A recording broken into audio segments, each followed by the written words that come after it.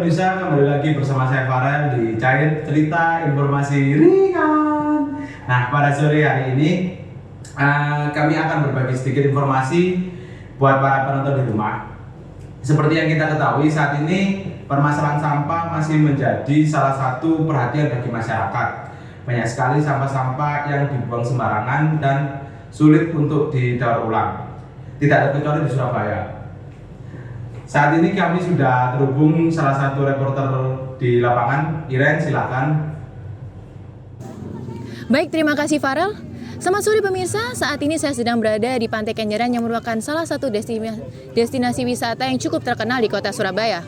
Sebagai satu-satunya pantai yang berada di kota Surabaya, tentunya membuat Pantai Kenjeran ramai dikunjungi masyarakat setiap harinya.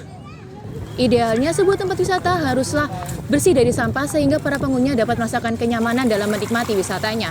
Namun, kondisi di mana tempat saat saya ini berada cukup memprihatinkan. Banyak sampah berserakan yang berasal dari bungkus-bungkus makanan dan membuat masyarakat tidak nyaman dengannya. Saat ini saya sudah bersama dengan salah satu pengunjung dari Pantai Kenjeran sendiri. Dengan siapa, Pak? Pak Juli Purnomo. Ya. Pak Juli Purnomo sendiri, apakah ini pertama kalinya Bapak datang ke Pantai Kenjeran ini? Tidak, saya juga sering ke sini, paling tidak ya sebulan sekali atau 2 minggu sekali saya main ke sini. Oke. Berarti Bapak sering datang ke sini kan ya, dan Bapak pastinya tidak asing dengan permasalahan sampah yang ada di sini. Menurut Bapak sendiri bagaimana tanggapan Bapak mengenai sampah yang ada di sini, ataukah mengganggu atau bagaimana? Untuk saat ini ya kalau dilihat kondisinya seperti sekarang ya sangat mengganggu karena banyak sekali kotoran yang mungkin juga salah satunya terbawa dari laut, mungkin ya selain faktor dari pengunjung juga sih. Oke. Kemudian bagaimana harapan Bapak ke depannya mengenai permasalahan sampah ini? Ya mungkin ya salah satunya ya mungkin fasilitas untuk tempat sampah atau tempat pembuangan ya ditambah, dan juga perlu adanya untuk kesadaran dari para nelayan untuk bisa membersihkan juga lingkungannya, soalnya untuk kunjungan bisa lebih enak gitu. Baik, terima kasih Bapak atas waktunya. Selamat menikmati kembali aktivitasnya. Pasir pantai yang seharusnya menjadi tempat bermain bagi para pengunjung justru tertutup oleh tumpukan sampah. Kotornya pasir pantai membuat para pengunjung kesulitan dalam mencari tempat duduk untuk bersantai. Harapannya, para pengunjung ingin untuk kedepannya sampah ini segera terselesaikan dan pemerintah setempat dapat menangani hal tersebut. Saya Irna Kanerati melaporkan dari Pantai Kenjeran Surabaya, kembali ke studio Farel. Baik, terima kasih Iren atas laporannya. Setelah mendengar laporan mengenai sampah yang diadakan di Pantai Kenjeran Surabaya, sebagai warga Surabaya turut prihatin mengenai hal tersebut. Pentingnya penyelesaian masalah sampah salah satunya bisa diolah dengan cara yang benar dan kreatif. Maka dari itu, kami mengundang tamu spesial untuk berbincang-bincang bersama kami pada sore hari ini tentang pengolahan sampah kreatif. Halo Kak Nema, selamat sore. Halo, selamat sore teman-teman semua. Baik Kak, mungkin Kak Nema bisa memperkenalkan diri terlebih dahulu kepada teman-teman yang ada di rumah. Selamat sore teman-teman semua, perkenalkan saya Niam, CEO dan founder dari Robris.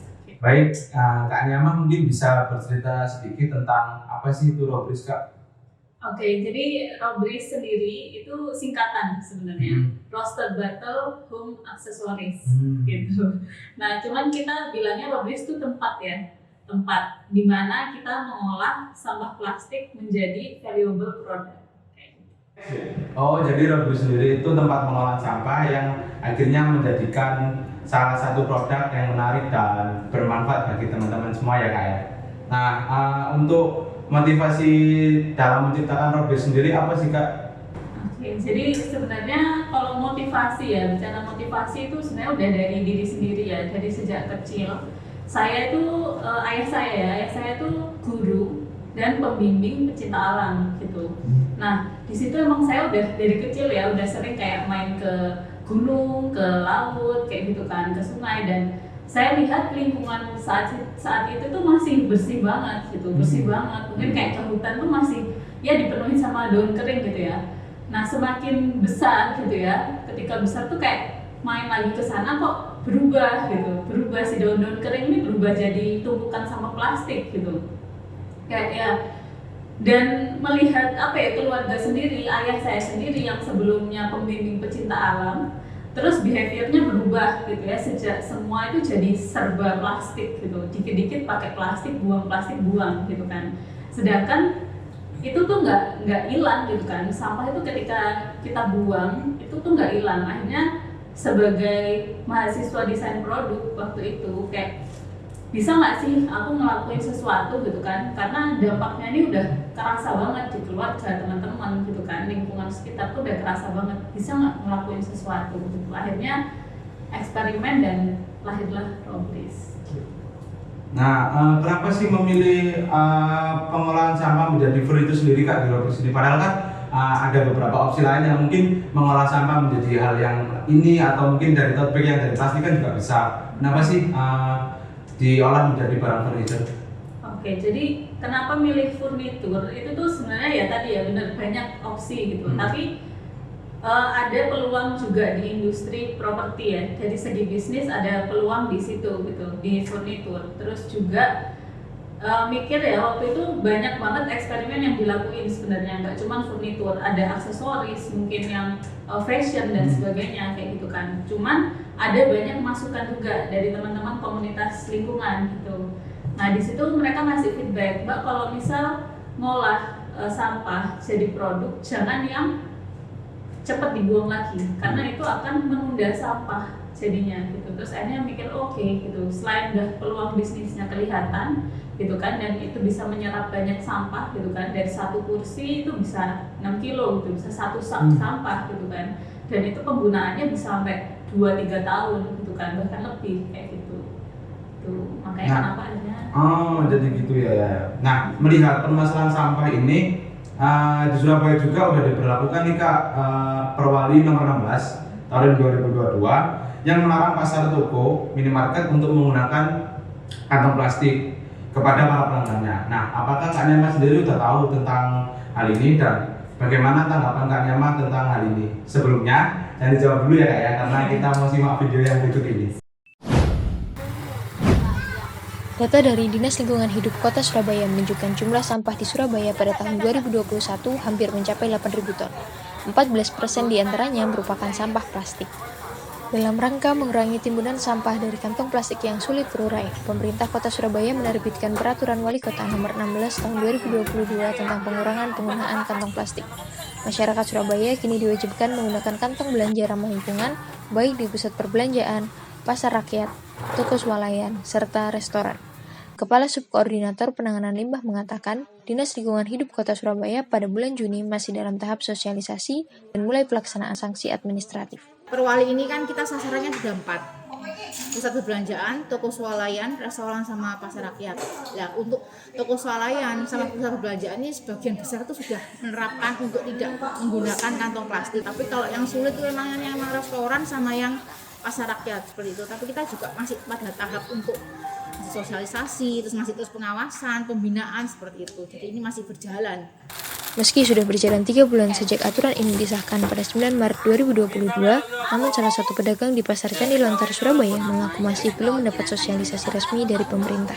Ada, kalau keranjang ada satu-satu, Mbak.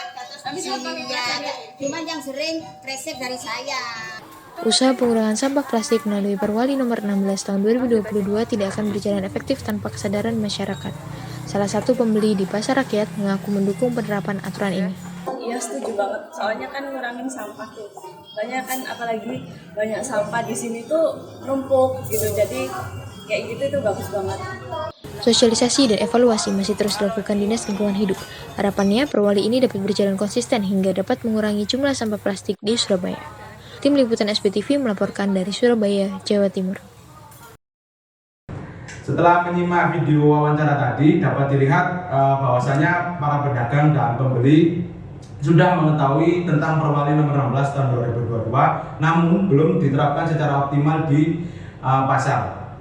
Masih banyak pedagang dan pembeli yang menggunakan kantong plastik untuk membawa makanan. Hal ini menyebabkan masih banyaknya sampah plastik yang tersebar di lingkungan. Tanggapan Kak Nema sendiri tentang Perwali Nomor 16 Tahun 2022, Kak?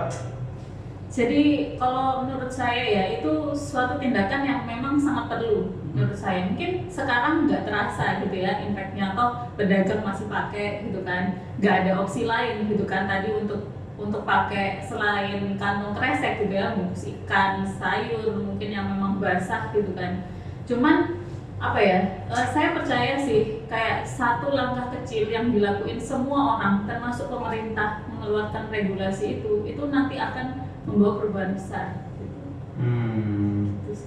Berarti akhirnya nanti bakal menyebabkan perubahan besar ya Kak ya? Iya, dengan peraturan yang sekarang ada. Iya, pasti. Nah, ngobrol soal bahan olahan dari rubber sendiri, mungkin sampah plastik menjadi bahan olahan dari rubber sendiri atau mungkin ada bahan-bahan lain Kak? Kalau dari Robri sendiri kita 100% recycle plastik sih gitu. Oh, jadi benar-benar pure semuanya pakai sampah plastik? Pure. Ya.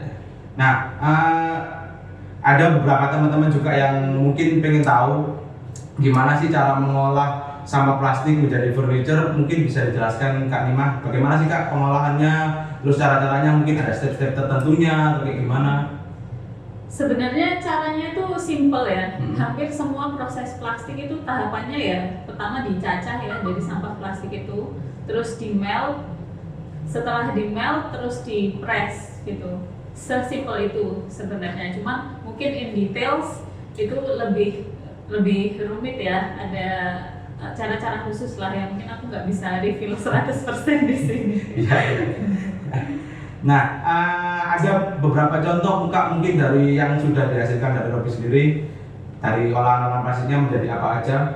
Oke, ini ada salah satu contoh sih yang aku bawa ya. Ini tempat lilin sebenarnya. Itu cuman biasanya di kantor kita pakai untuk tempat hand sanitizer. Gitu. Lilinnya ditaruh di mana Kak? Di sini di dalam. Di dalamnya ya? Iya, di dalamnya. Jadi biar tetesannya langsung ke bawah dan nggak keluar-keluar gitu ya? Iya, gitu. Sebenarnya ya banyak sih.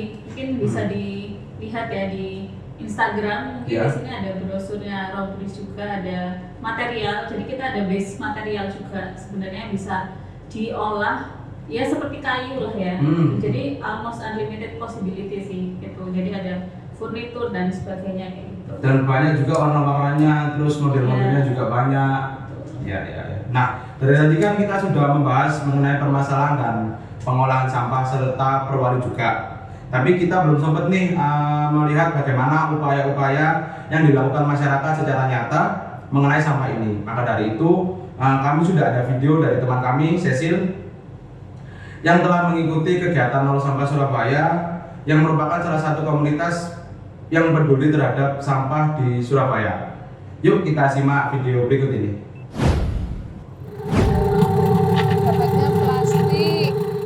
Permasalahan sampah merupakan masalah bersama yang perlu dicari solusinya. Sampah bisa berasal dari berbagai kegiatan manusia, seperti kegiatan rumah tangga, jasa, industri, jalan, bangunan umum, dan lain sebagainya. Oleh karena itu, untuk mengatasi permasalahan ini dibutuhkan gotong royong semua pihak, tidak hanya pemerintah. Kesadaran masyarakat akan sampah kini sudah mulai meningkat. Banyak masyarakat yang kini lebih peduli dengan lingkungan dan masalah sampah. Kalau untuk urusan sampah, Surabaya punya komunitas yang bernama Nol Sampah Surabaya. Yuk mari kita lihat apa yang mereka lagi kerjakan hari ini. Komunitas Nol Sampah merupakan salah satu komunitas peduli lingkungan di Surabaya.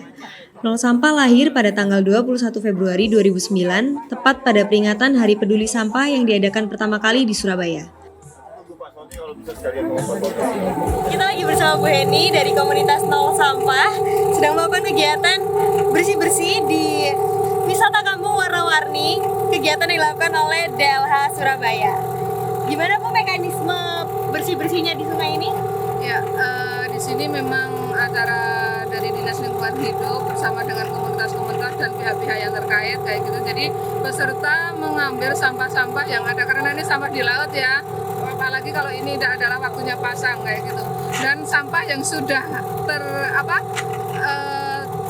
yang didapat ini kayak seperti ini langsung masuk ke kontainer. Dan seperti kayak gitu ditaruh di situ, nanti akan diangkut ke TPA. Oh iya. Jadi seru sih, seru banget kayak gitu karena posisinya biasanya kan surut kita masuk kayak gitu kan, tapi ini adalah posisinya pada saat pasang kayak gitu. Jadi banyak sekali sampah-sampah yang mengapung, tapi lebih parah lagi nanti kalau pada saat surut itu mereka plastik-plastik itu akan nyantol di kayu-kayu mereka, di dahan-dahan mangrove itu tadi. Dapatnya plastik.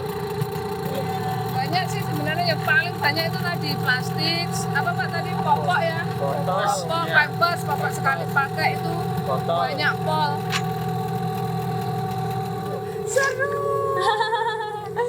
Saya mencoba mengambil sampah dengan gutik. Sampah yang telah diambil kemudian ditampung di perahu sebelum akhirnya dikumpulkan dan dibawa oleh truk pengangkut sampah. Jadi ini ya prosesi kita ngambil sampah di laut. Susah kan? Gitu. Tapi maksudnya jangan ya, kita berpikir 2 kali lipat lah kalau untuk membuang sampah, jangan sampai buang sampah sembarangan kayak gitu. Kalau sudah di laut kayak gini kita susah untuk mengambilnya, susah untuk ya gimana lagi ya, berdampak sangat luar biasa loh terhadap ekosistem yang ada di sini kayak gitu kan. Bayangin kalau banyak sampah, pastilah ikan-ikan akan menjauh dari mangrove ini kayak gitu, karena sudah nggak nyaman lagi kayak gitu. Jadi setelah aku nyoba buat ngambil sampah di laut ini pakai tongkat ini, susah banget teman-teman. Ini tongkatnya berat banget, dan karena perahunya sambil gerak jadi kebawa arus dan emang susah banget sih itu. Jadi jangan buang sampah di laut ya teman-teman.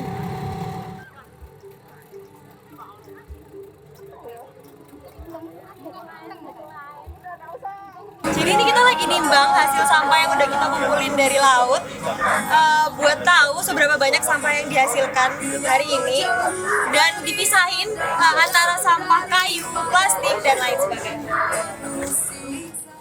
Panas tak menyurutkan semangat anggota komunitas Nol Sampah dan peserta yang lain untuk membersihkan sampah di perairan mangrove di Kampung Greges ini.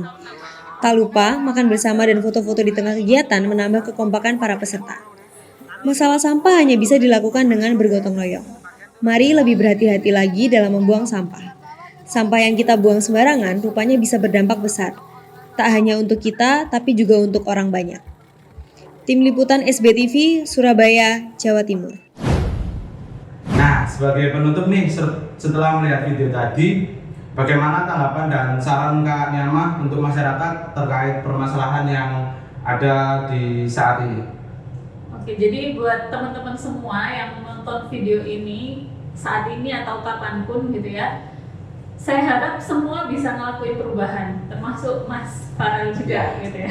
Satu langkah kecil, tadi ya saya bilang satu langkah kecil, tapi semua orang melakukan itu pasti akan menjadi perubahan yang sangat besar gitu. Ngurangin sampah gitu ya, apalagi buang sampah di sungai kayak gitu ya, itu tuh udah sangat-sangat udah nggak manusiawi lah gitu ya, sebagai kita yang manusia, makhluk paling pintar gitu ya di bumi ini, kita bisa mikir gitu kan, kita bisa mikir apa yang kita lakukan dampaknya seperti apa ya. Ayo sama-sama kita mikir satu langkah satu langkah aja yang bisa kita lakuin untuk bisa menyelamatkan lingkungan kita.